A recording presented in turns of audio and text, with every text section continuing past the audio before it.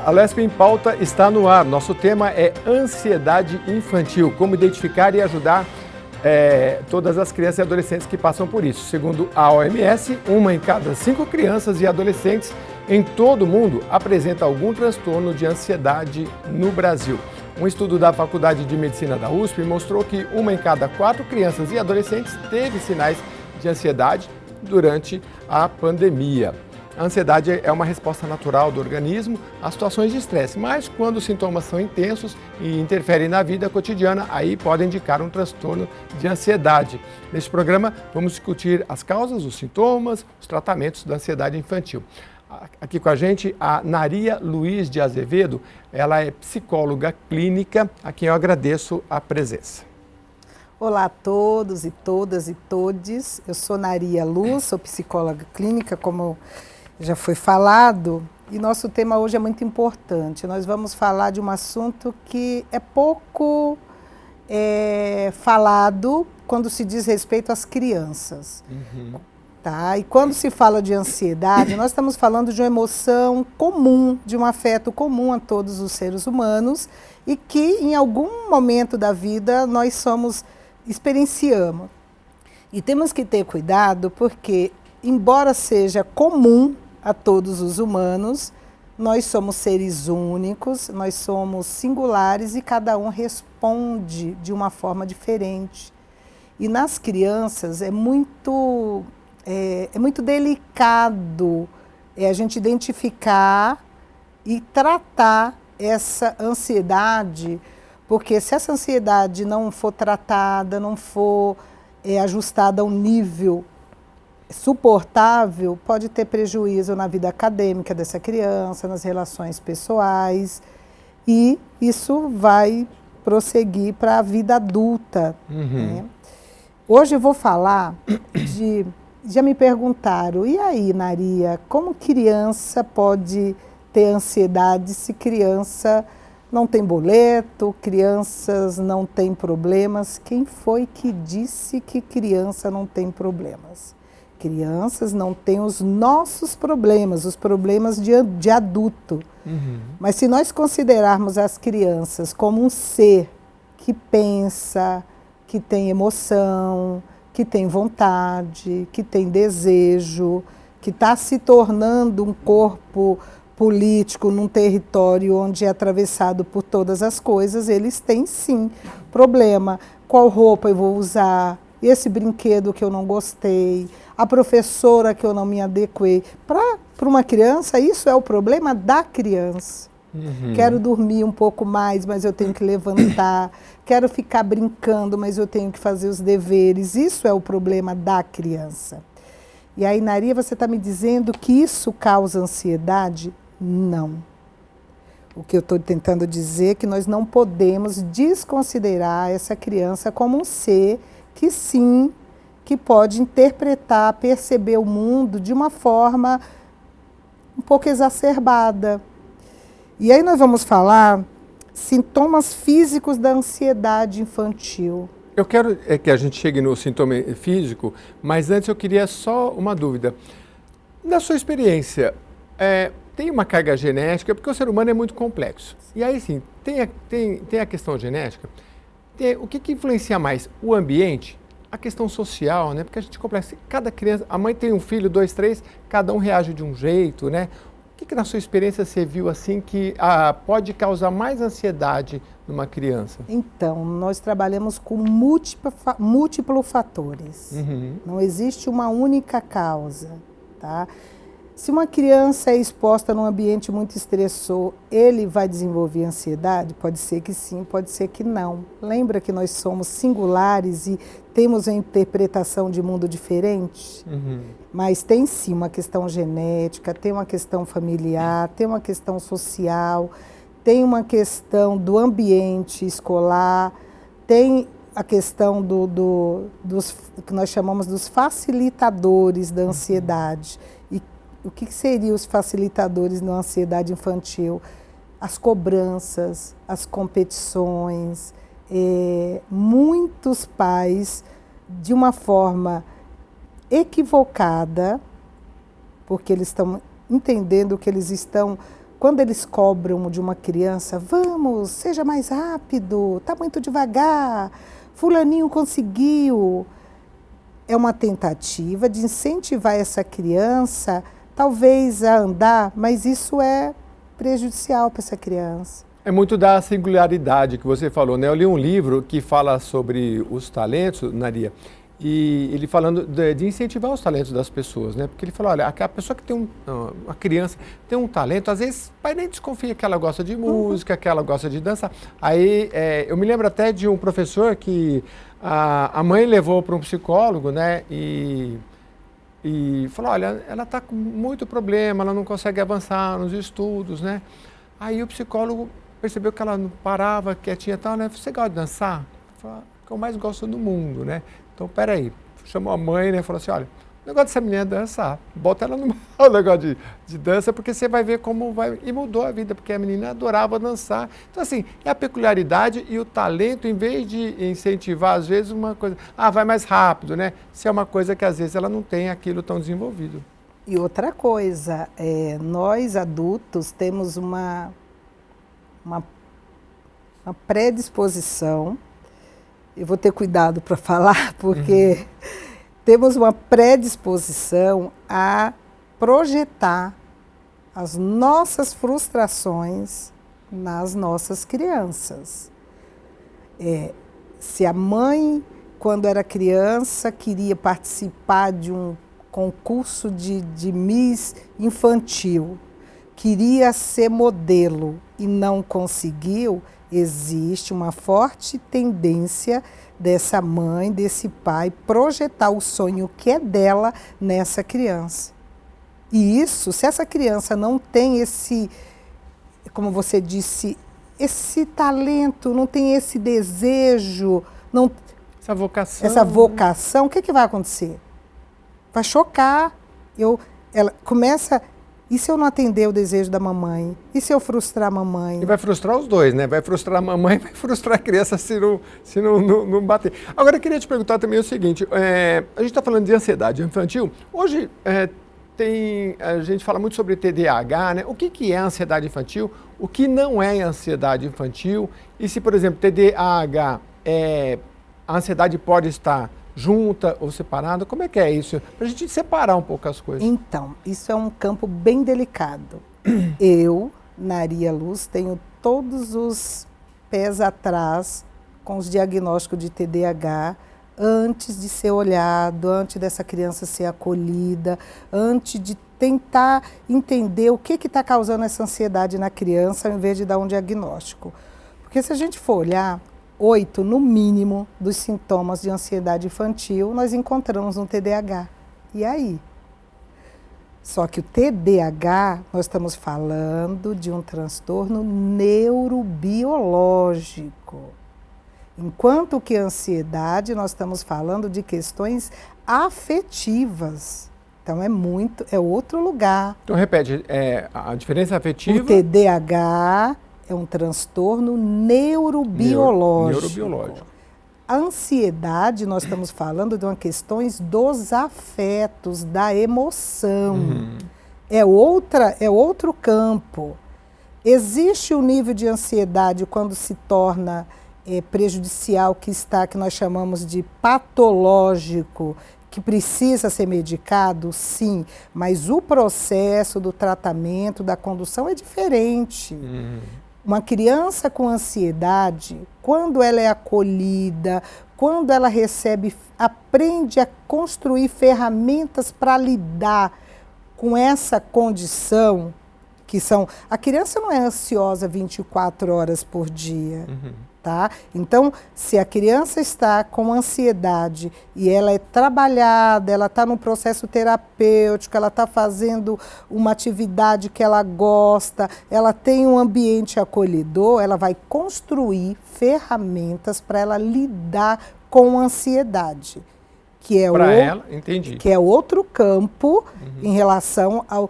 Todo mundo que está... Uma criança que está com ansiedade, Naria, vai precisar ser medicada? Nem sempre. Nem Aliás, sempre. a medicalização de criança e adolescente está muito alta, né? Vem aumentando, então é preciso ter esse cuidado. Você ia falar das características físicas, você fica à vontade, e depois eu já quero emendar para você o que falar para dizer aos pais e mentores, né? Cuidadores, porque hoje não é só pai, né? Às vezes é cuidado pela avó, pela tia, enfim, né? O que dizer para identificar e como ajudar essa criança, que eu quero deixar isso bem claro, quem sabe ainda nesse primeiro bloco, mas fica à vontade. Vamos lá. Sintomas físicos da ansiedade infantil. Se vocês prestarem atenção, vocês vão encontrar esses mesmos sintomas em uma criança que tem o diagnóstico de TDAH. Por isso que eu vou ser bastante enfática aqui. Temos que ter muito cuidado, porque é um campo muito delicado, as crianças estão se desenvolvendo e, de repente, ela aprender a lidar com ansiedade sem a necessidade de medicamentos é muito mais saudável. Vamos lá. Reações do sistema nervoso. Crianças ansiosas podem apresentar palpitações, tremores, suor excessivo, rubor facial e falta de ar. O que é isso? Essas manifestações físicas, a ansiedade, ela subiu em um nível tão insuportável que o corpo precisa lhe dar uma resposta para o que está acontecendo internamente. Eu costumo sempre brincar. Se porventura eu quiser coçar minha cabeça aqui fora, eu usei as mãos. Tem um desconforto físico no corpo, externo, eu uso as mãos para amenizar. E algo que está acontecendo dentro do nosso psique. Como que a gente ajusta isso? O corpo tem uma reação. Aí é suor excessivo, palpitação, falta de ar. Aí vamos ter uma outra coisa, tem distúrbios gastrointestinais. Começa a ter dores de barriga, dor no estômago, diarreia ou constipação, que pode ser o oposto também. Depende, Naria, todas as crianças que estão com nível de ansiedade terão esses sintomas? Não. Agora eu queria que você separasse o que é uma ansiedade ocasional. Amanhã você vai ter que ir para a creche. Pô, mas creche, eu nem sei o que é creche. Aí vem uma coisa, não quero, estou morrendo de medo, ou vou para o primeiro dia. Isso é uma coisa ocasional. E o que é uma coisa crônica? E dos casos que você já atendeu no seu consultório, queria que você citasse alguma coisa assim que lhe venha à memória, né? Crianças que passaram por ansiedade crônica e por quê, como foi o tratamento, que aí a gente consegue identificar um pouco, né? Então, vamos lá. Amanhã nós vamos passear. Isso, aí a criança teve dificuldade para dormir, acordou durante a noite. Ou então amanhã vai ter creche, amanhã é seu primeiro dia de aula. Então passa um bando de coisa, e os amiguinhos, como que vai ser? Será que eu vou gostar? Isso é a ansiedade que eu falei no início, que todos nós atravessamos em algum momento da vida. E aí, como que se prepara? Lutar ou fugir. E agora? Como que vai ser? Então essa ansiedade, isso não é patológico, isso nós nem consideramos como, meu filho está ansioso. Ele passou por um processo, ele teve um pico de ansiedade, ele teve momentos de ansiedade. Tá, agora, se isso é uma rotina, todas as vezes que a mãe falar, filho, vamos nos preparar que vamos para a escola. Essa criança começa a suar frio, essa criança reclama de dor na cabeça, essa criança começa a ter agitação corpórea, aí é para se olhar. Tá? Então, o que é uma ansiedade que necessita de tratamento? Não é a criança ficou eufórica porque vai chegar alguém ou porque vai fazer algo novo. É a criança experimentar essa sensação semana após semana, mês após mês. Então, o que acontece? Vamos brincar? Não quero. Vamos descer para o play? Não quero. Começa a ter evitações, eu já não quero mais ter contato com outras pessoas. As atividades que eram comuns na escola, eu começo a ter dificuldade de fazer, eu me recuso, eu quero fugir dessa situação que me deixou desconfortável.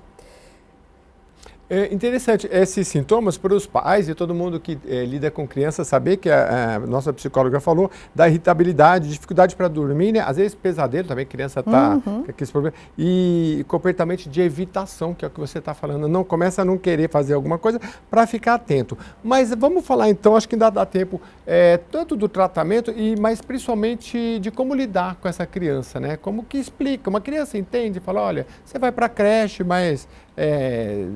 tudo bem, seus amigos, como é que é esse... Porque os pais, às vezes, também só na base do... cada pai é de um jeito, né? Tem uns que falam mais alto, aí vai estressando mais.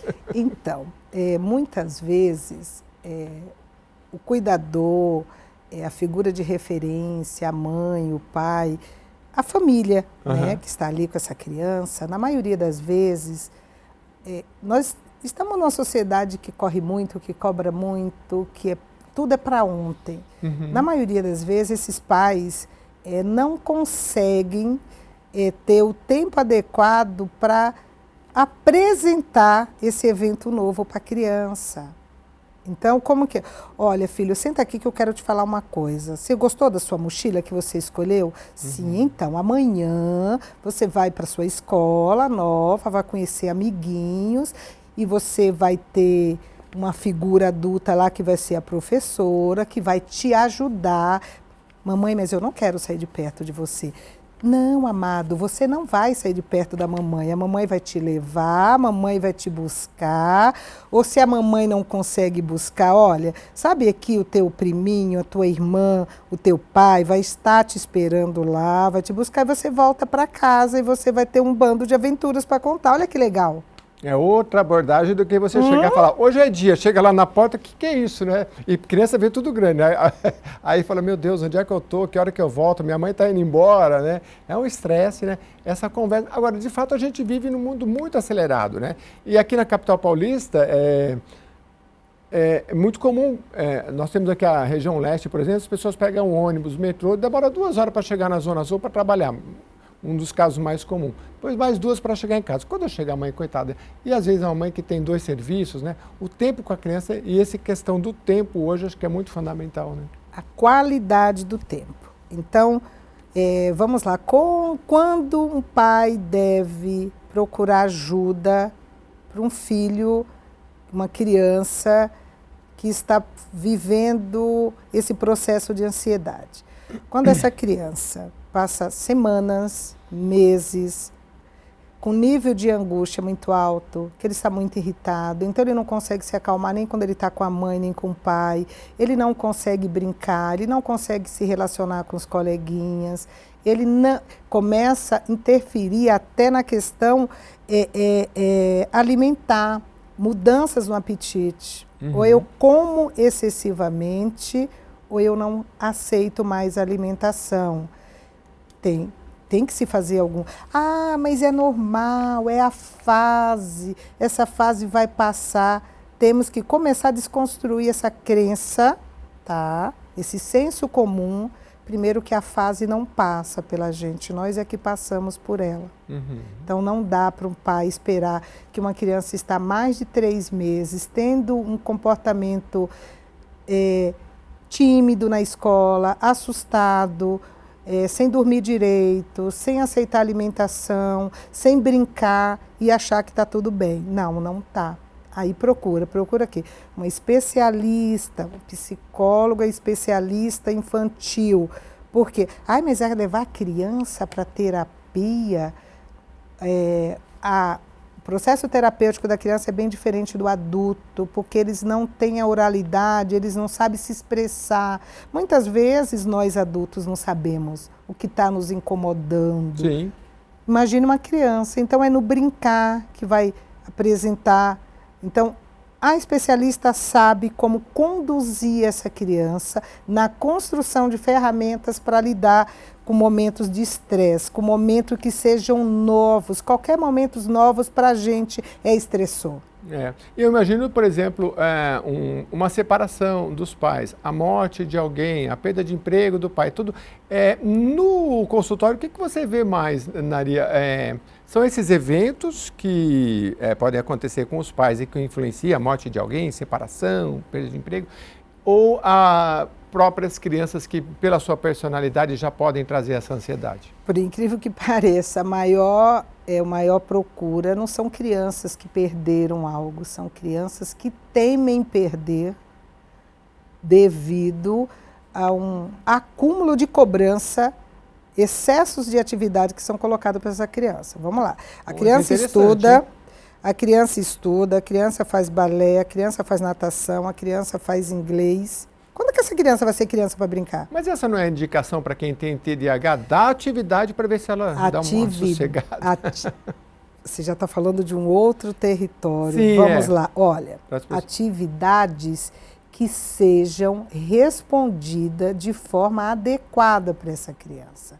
Vamos lá, uma criança muito agitada que corre o tempo inteiro, bota na natação, bota no judô.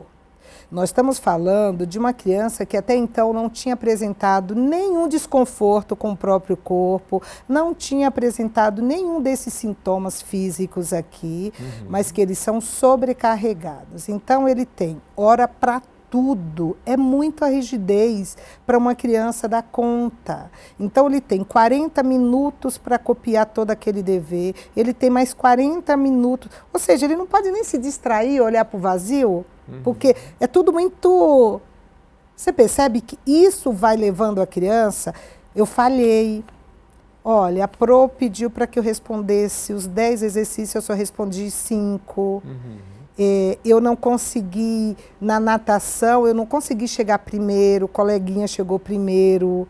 No balé eu não consegui fazer o passo X. Você percebe que o que levou a criança a vivenciar e a naturalizar esse estresse não foi que o organismo dele, foi um cuidador que superlotou a agenda dessa criança como se ele fosse um adulto. Entendi. A gente vai para um rápido intervalo e voltamos daqui a pouquinho para continuar aqui com a Maria Luz de Azevedo, psicóloga clínica, já há muitos anos atuando aqui na capital paulista.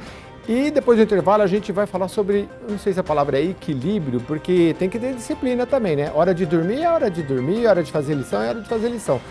E como é que é o equilíbrio de ter a disciplina e também não sobrecarregar? Então é difícil, é complexo. Mas ela vai responder para a gente depois do intervalo.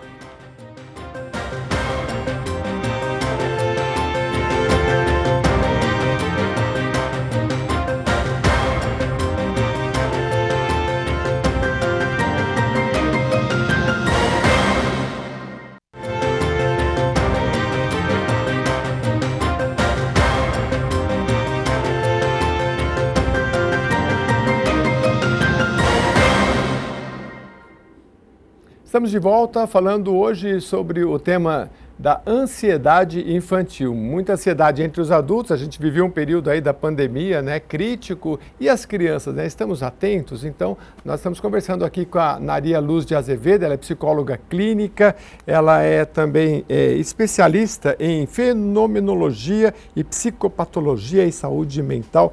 Maria, a gente falava no primeiro bloco sobre os sintomas, você falou dos físicos, da ansiedade, e nós temos também os sintomas emocionais. Comportamentais.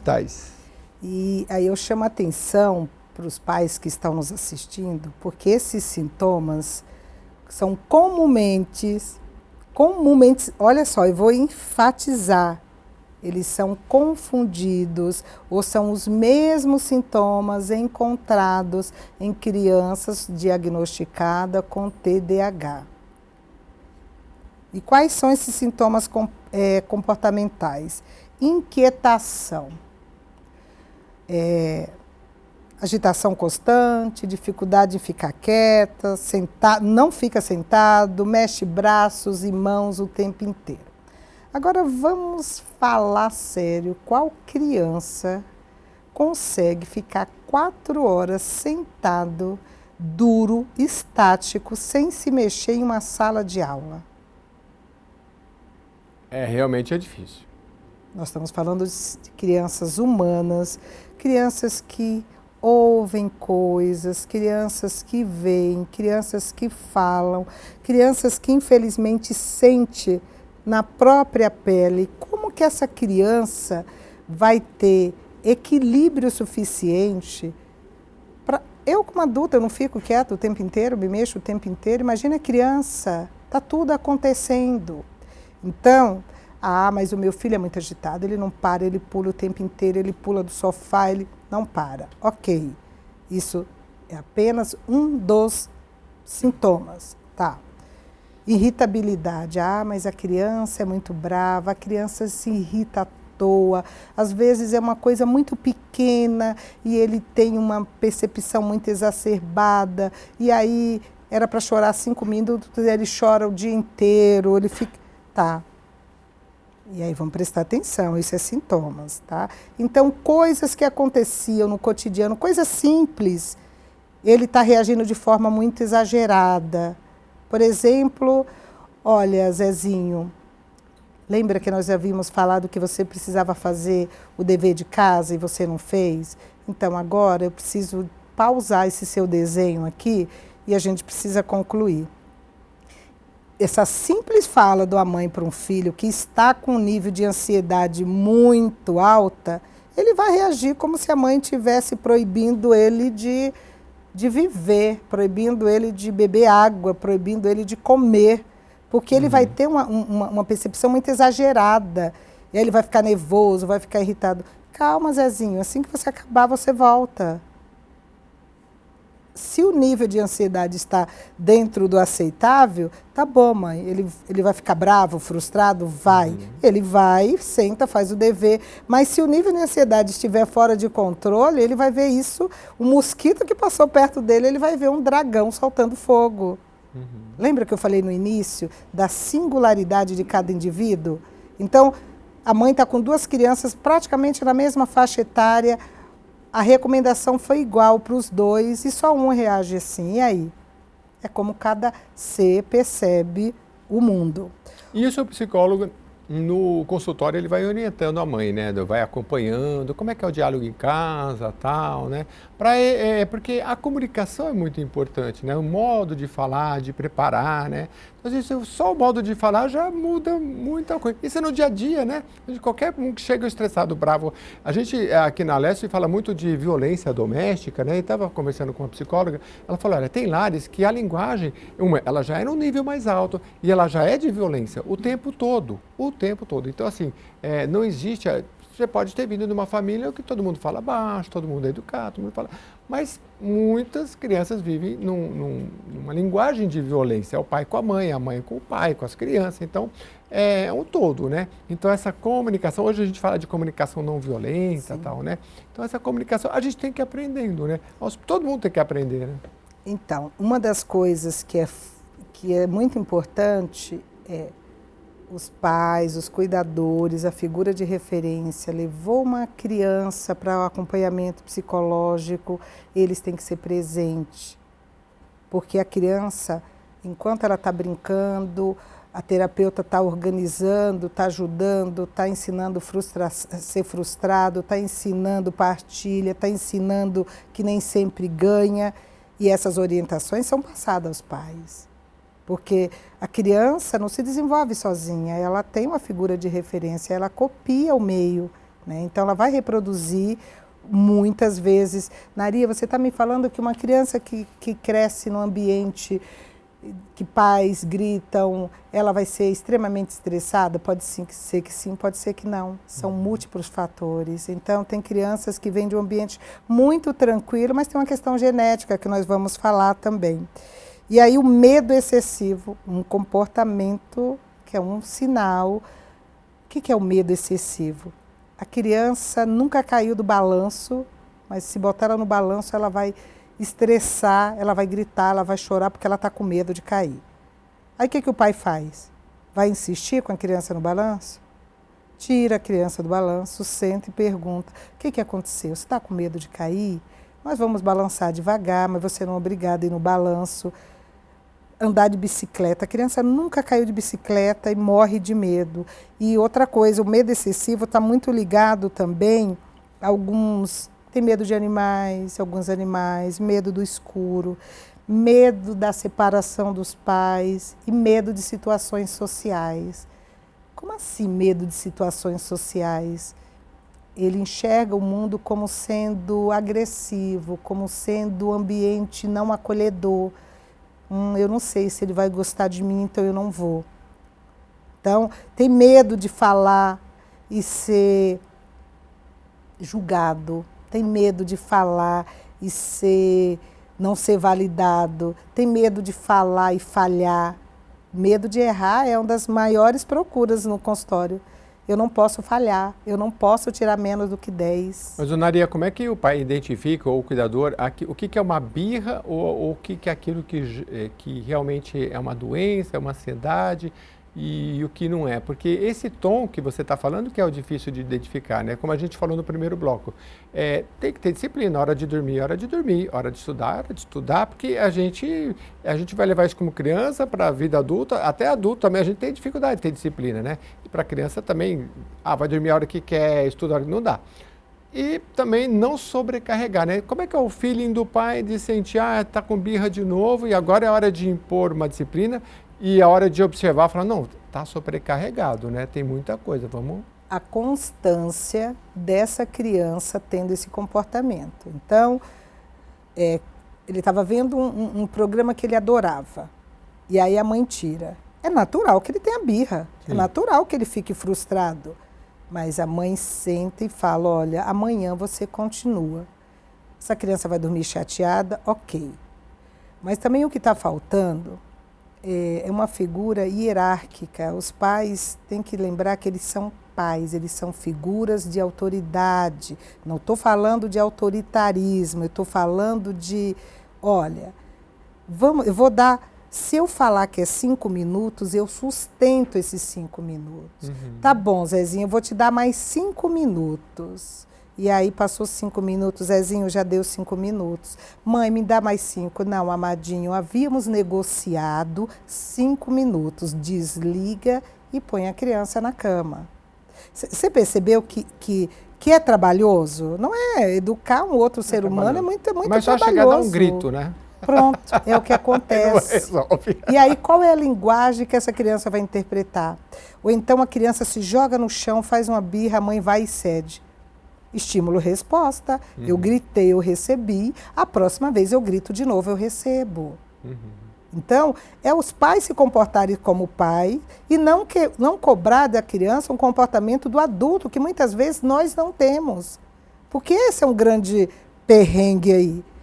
O pai cede, o pai fala, olha, se você não guardar os brinquedos, você não vai brincar. Não guardou os brinquedos, não vai brincar. Aí a criança vai chorar. Gente, chorar é bom, oxigênio no pulmão, tá tudo certo, deixa a criança chorar um pouquinho. E aí você vai e arruma com ele. O que a mãe faz? Se irrita, vai e ela guarda. O que a criança faz? Eu preciso guardar. Essa leitura que ele vai internalizando, lembrando que ele está sendo formado. E tudo que é novo causa estranhamento, causa ansiedade, causa medo. Então, e aí, doeu para guardar os brinquedos, Zezinho? Não. Você percebe? Isso é trabalhoso. Agora, Naria, casal, o que o casal erra muito assim? Porque a gente vê muito... seu pai chegar, você vai ver só. Sua mãe chegar, ela é que é brava, né? E um joga pro outro, assim, é meio complicado, né?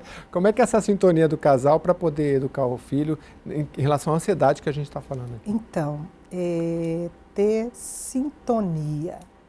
Se o pai e a mãe falou, olha, Zezinho, nós vamos desligar o teu desenho tal horário, ele corre e pede para o pai, e o pai fala, deixa mais 10 minutos. Quando essa criança não tiver essa figura para validar o que ele quer, o nível de ansiedade dele vai subir. E agora, o que eu faço? Para quem eu vou pedir? Então, é ter consenso, né? Vamos combinar, não é não, sabe? Vamos pensar. Uma coisa que vale muito, pais, não responda na hora. Posso pensar? Mãe, e aí? Eu ainda não pensei. Porque isso, ele vai aprendendo a lidar com o tempo e vai construindo ferramentas para lidar com essa ansiedade. E aí ele fica ali, toque, toque, toque, toque. Será que a minha mãe já pensou? E aí, mãe, já pensou? Ainda não. Então, ele vai aprender que não tem um tempo específico. E ele vai aprendendo a lidar com frustração. Minha mãe era pior, ela falava assim, quando você crescer, Eu vou te explicar melhor. Mas tudo tem seu tempo, às vezes não é o momento. Eu vi uma psicóloga uma vez dizendo que quando a criança pergunta, é mais ou menos o tempo certo. Não precisa parar uma tarde e falar, agora eu vou te ensinar tudo. Não. Na medida que ela vai perguntando, é porque ela já está curiosa, já está mais ou menos na fase de você ensinar aquilo. E a criança faz pergunta uma atrás da outra, né? Isso é muito bom. Eu não queria terminar o programa sem você orientar também, pais e todos que cuidam de crianças e adolescentes, o processo de tratamento. A gente falava antes que medicalização, eu acho que hoje as crianças estão muito medicalizadas, é um processo que é lá no fim, né? Como é que é esse caminho, né? Nós estamos falando até no intervalo a questão de, às vezes, um psicólogo, depois tem um neuropsicólogo. Psicopedagogo. Como que é esse caminho se o pai está em dúvida e já chegou naquela crise que ele fala, não, ele está com sintoma de ansiedade já há mais de um mês, 2 meses, então está na hora de te tratar. Vamos lá, a criança está irritadiça, a criança está com choro fácil, a criança não tem concentração, a criança está tendo prejuízo nas tarefas da escola, a criança está tendo um atravessamento na questão alimentar, ou está comendo demais ou não está aceitando o alimento, a criança está muito irritada, está muito brava, a criança está apresentando dores de cabeça. Todo mundo vai ter os mesmos sintomas? Não. Mas vamos olhar o que é que está atravessando essa criança, que está sendo prejudicial, tá? Olha, mãe, é o seguinte, o Zezinho já tem 3 semanas que ele não sai no intervalo, ele fica sentado, ele fica com a cabeça na cadeira, ou então ele não está conseguindo, e ele sabia fazer esse exercício e agora ele não está dando conta, ou seja, está tendo um prejuízo acadêmico, ele está tendo um nível de ansiedade, alguma coisa está incomodando essa vidinha que ele não está conseguindo dar conta de tarefas que ele dava com facilidade. Aí ela falou, olha, foi bom você falar, ele em casa não está querendo comer, ele já não brinca, e qualquer coisa ele fica muito irritado, ele tem reclamado de dor na barriga, toda vez que fala, na época da escola, ele tem dor de barriga. Você viu que são múltiplos fatores? Tem em casa, que a mãe ou o cuidador, essa figura já percebeu, e também tem no ambiente escolar, o próprio irmão, se é um irmão, uma criança que tem outro irmão, nossa, eu percebo que ele se rola muito na cama, ele demora para dormir. Procura, sim, sentar com essa criança e acolher, é o primeiro passo. Vem cá, Zezinho, o que está acontecendo com você? Você está triste, está preocupado, o que aconteceu? Você teve pesadelo? O que é? Você quer falar? Não precisa ser também aquele momento, vou sentar para... Às vezes está comendo, está brincando e vai... Você não gostou dessa comida hoje? Por quê, mamãe? Que eu vi que você comeu só 2 colheradas. Entendi. Você percebe que tem... Porque é difícil a gente sentar. Seria maravilhoso se a gente tivesse esse tempo para ser essa mãe pedagógica, educadora. Mas não dá. Temos milhões de coisas para dar conta. Então, às vezes, é na hora... Filho, vamos me ajudar a guardar a louça? Você guarda os talheres, eu guardo os... O que aconteceu que você jogou com tanta raiva? Você está bravo? Quer falar? Vamos brincar? Então vai ter um momento que esse pai, essa mãe, esse cuidador precisa parar e acolher essa criança. Você quer fazer desenho? O que você gosta de fazer? O que você gosta de brincar? Apresentar. Uma criança com 5 anos não tem condições... ainda não desenvolveu cognitivamente ferramentas para a mãe sentar e falar, filhinha, vamos fazer uma respiração para você acalmar. Não. Vamos pintar? Você quer brincar? Você quer contar uma história? Vamos contar uma história? Uma criança acima de 7 anos, sim. O que você está sentindo? Ai, meu coração está disparado. Então vamos sentar, vamos fazer um exercício de respiração dê um Google, já vai aparecer uma lista de exercícios para respiração. Fala um aí, só que é mais simples assim de fazer. Mais simples. Sentou a criança, apoia as pernas da criança, mãe junto ou o cuidador junto, apoia as mãos nas pernas. Respira, contando 4, solta, contando 8, bem lentamente. E fala assim, olha, enquanto você respirar, sinta suas pernas, sinta seus pés, vai se escutando. E aí eu não consegui. Vamos de novo? Enche esse pulmão de ar e solta esse ar. Agora vamos fazer exercício, vamos brincar de fazer ginástica? vamos movimentar essa criança. Esse momento ela já saiu de uma crise de ansiedade. E às vezes se o pai medita também, nem que seja 5 minutos, a criança se espelha muito, né? Espelha se o pai está muito. lendo, ela pega um livro. Se o pai faz uma brincadeira, a gente se espelha demais. Principalmente eu acho que os meninos nos pais, as meninas mais nas mães. A mãe fez, a criança quer imitar, né? Então, às vezes, não estou conseguindo, mas vou fazer eu aqui, quem sabe ela olha e com certeza acho que dá muito resultado. Bom, a gente está caminhando para o final. Eu queria agradecer muito a Naria Luz de Azevedo, ela é psicóloga clínica aqui na capital paulista. Naria, de tudo que a gente falou de sintoma, a gente cobriu tudo aí, falamos da diferença para ter cuidado com o TDAH, que são caminhos diferentes, o momento de procurar ajuda profissional, como você falou, e tudo mais, né? Como os pais podem abordar e tudo mais. Claro, não dá para esgotar todo o tema, mas você, por favor, muito obrigado. E com as suas palavras finais, se faltou alguma coisa interessante, a gente procura sempre trazer coisas do cotidiano, no seu consultório. Que você tem alguma experiência que você acompanhou alguma criança, deu resultado? O que é que você acha que você pode trazer de mensagem final? As crianças, quando vão para o acompanhamento psicológico e tem o suporte do cuidador dessa família, ele tem uma resposta muito positiva sempre. Pode demorar uma semana, um mês? Não estamos falando de tempo, nós estamos falando... A ansiedade, já quer saber quanto tempo. Não dá para dar um tempo. O que nós temos que levar em consideração é... O meu filho ficava trancado no quarto, ele tremia quando via alguém chegar, quando tinha uma visita. E hoje ele já vem na sala e cumprimenta, já teve um ganho. Então vamos pensar que tudo, não foi da noite para o dia que essa criança acordou e eu estou com ansiedade infantil. Isso é produzido ao longo. Agora, uma coisa que é muito importante, pais, mães e cuidadores, não projete a sua régua nessa criança. Ah, mas quando eu era criança, para mim funcionou. Você é você, seu filho é seu filho. Ai, mas você está falando, eu criei Zezinho e Rosinha na mesma casa, e por que Zezinho é assim e Rosinha não? Porque Rosinha é Rosinha e Zezinho é Zezinho. São seres singulares e que cada um de nós percebemos o mundo de um jeito. Primeira coisa, não tente dizer que é frescura, não tente dizer, vai passar. É assim mesmo, é igual o tio fulano, é igual... Não, a criança, ela está tendo uma resposta de algo que ela não está conseguindo lidar internamente e está tendo sintomas físicos, sintomas comportamentais. Então, acolha, escute. Passou de 2 meses, essa criança... Não aconteceu nada ela não perdeu o gatinho, ela não perdeu o cachorrinho, ela não perdeu o vovô, não teve nenhum evento externo que justifique esse momento mais ansioso. Procure ajuda.